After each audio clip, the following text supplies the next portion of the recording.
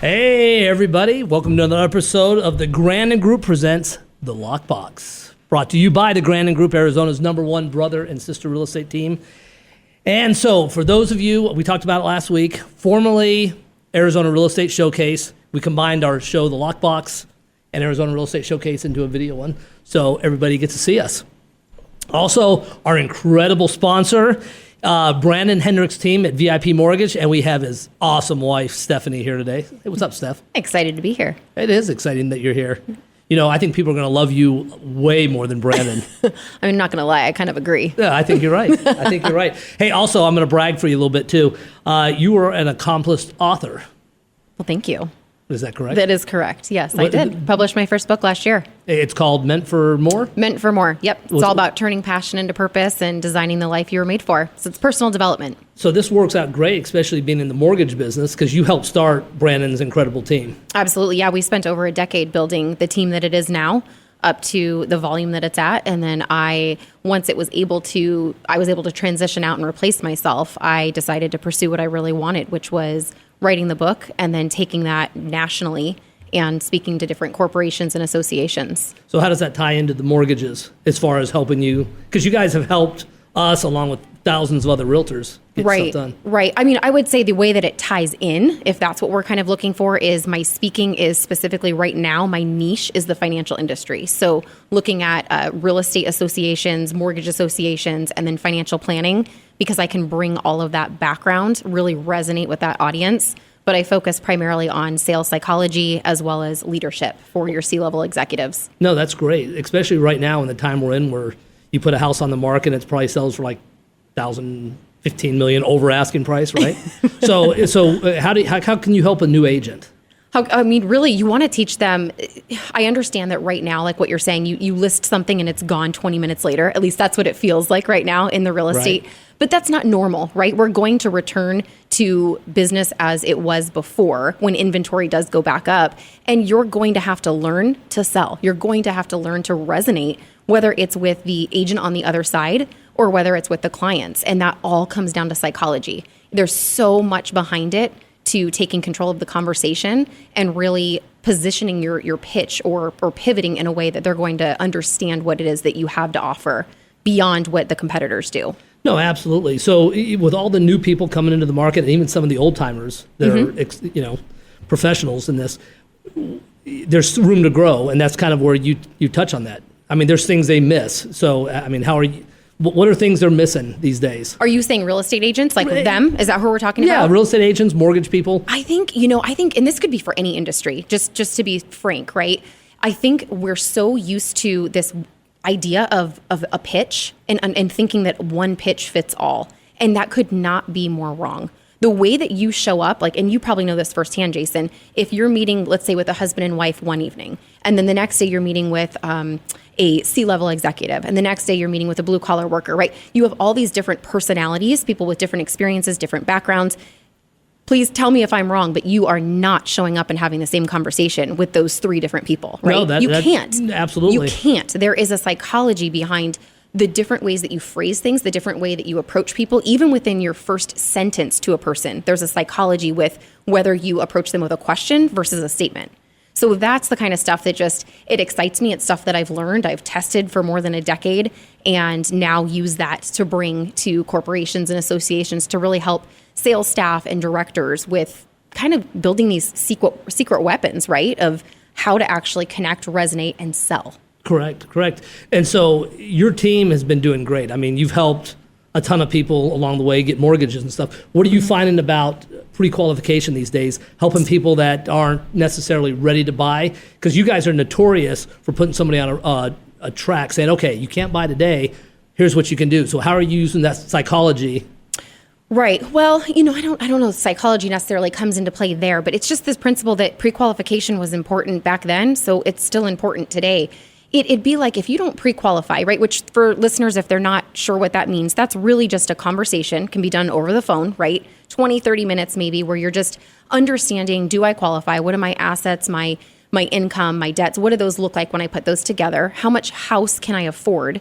right? It's just understanding that before you go out with your realtor so that you know what you're shopping for. Absolutely. Or like you don't go buy a cart full of groceries and then show up and say, gosh, I don't know what's in my bank account, but I really hope this card swipes. It'd be the same concept, right?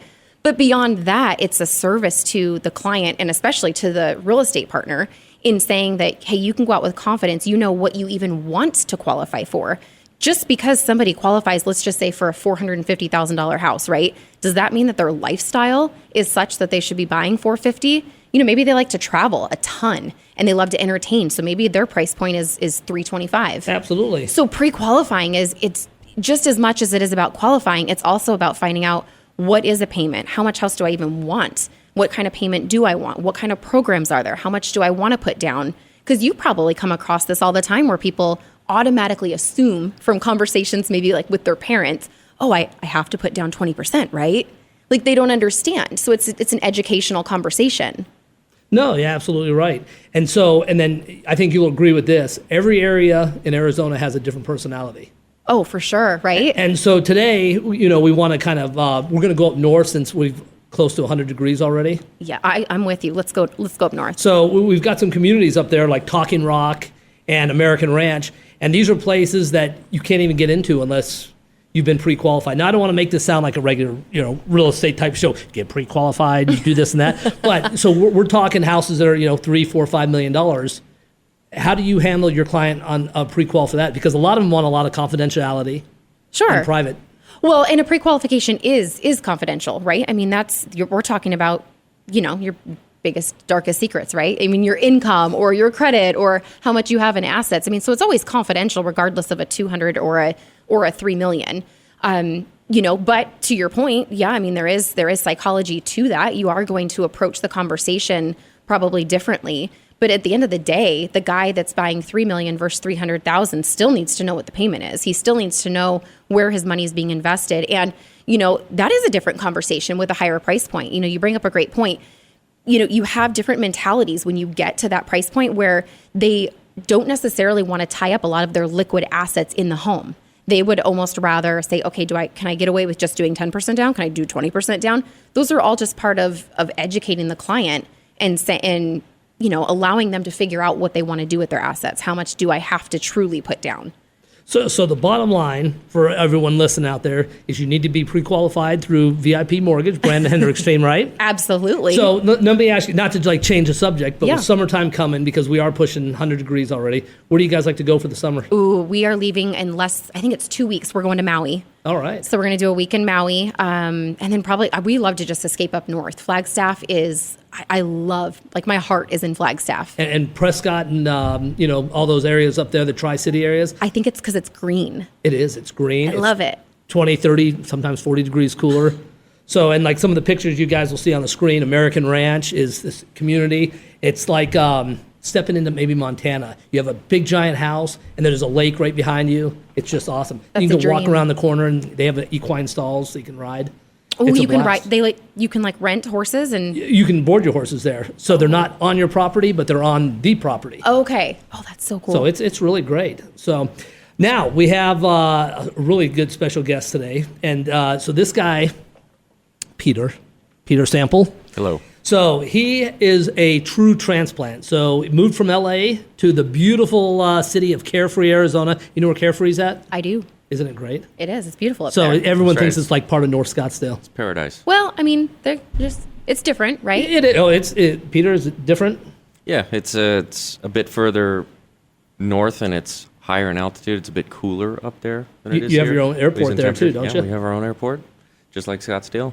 It's very nice. So when you were in LA, I'm excited about what you did. I like bragging about it because it makes it look like I have cool friends. So what did you do while you lived in LA? I'm a sound mixer for television shows.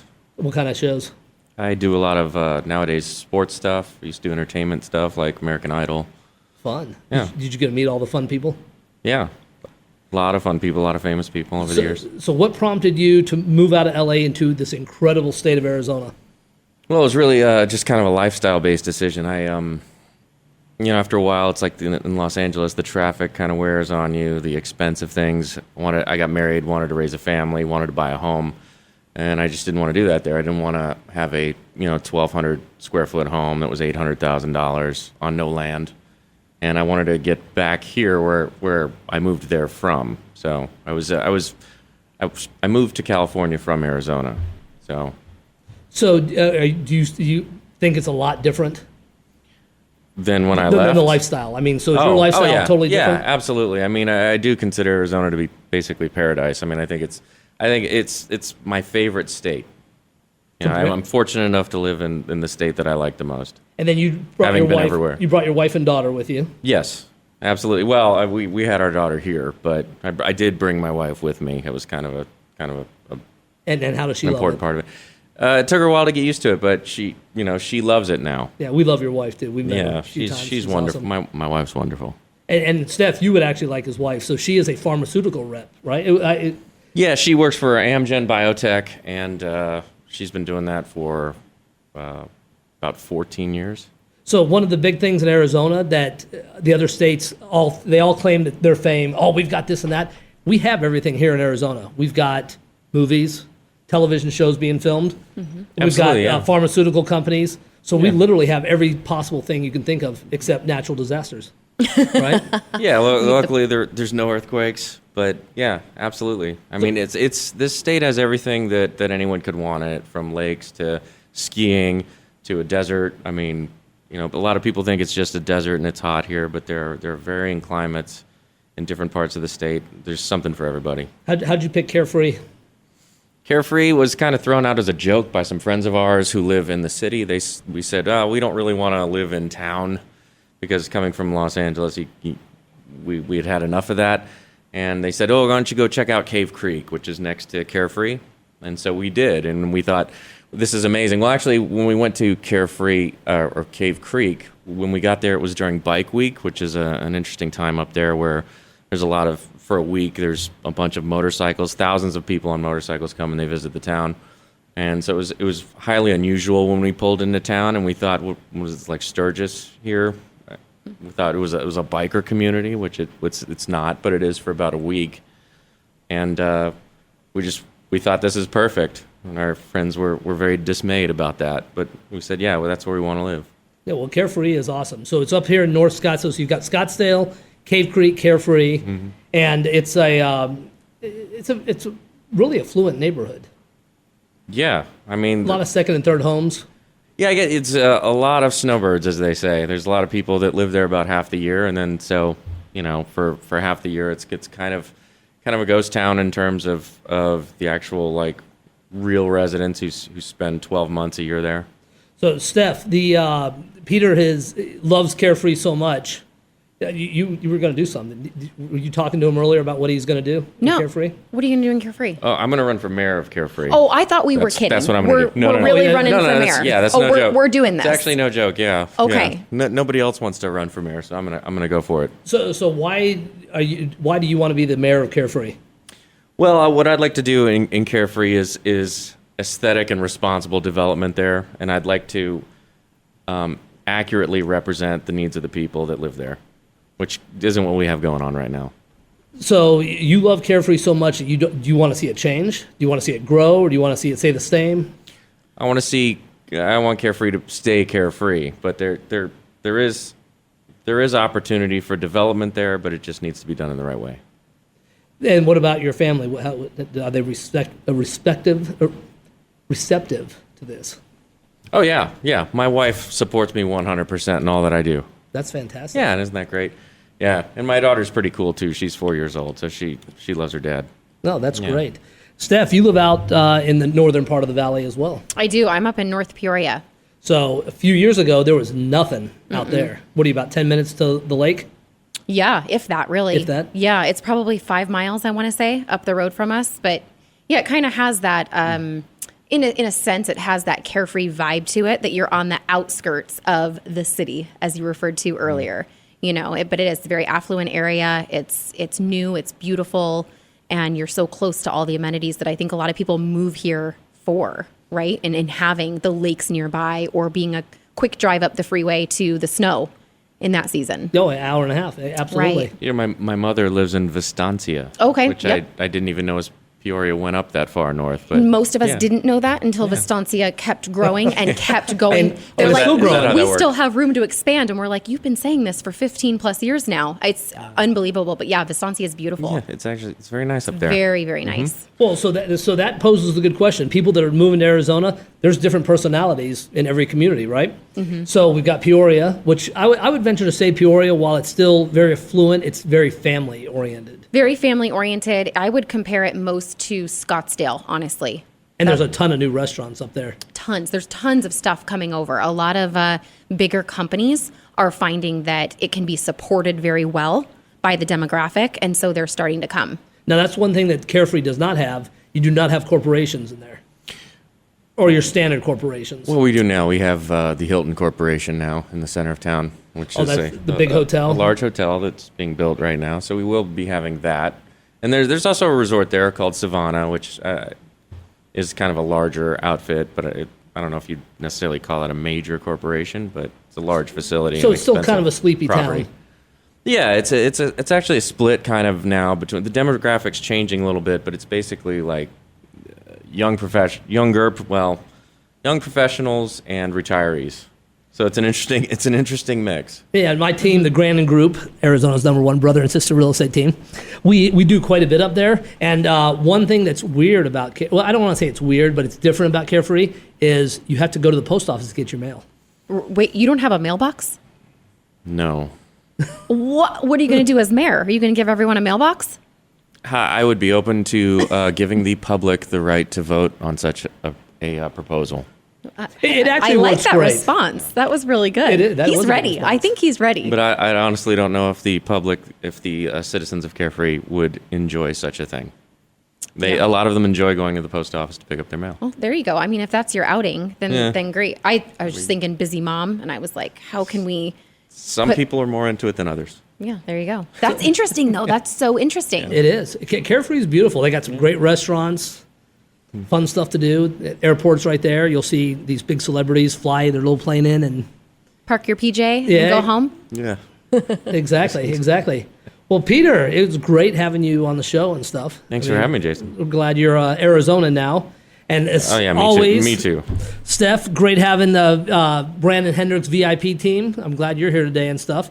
And I'm Jason Grandon with the Grandon Group. We will be seeing you guys at the next episode. Thanks for watching the Lockbox.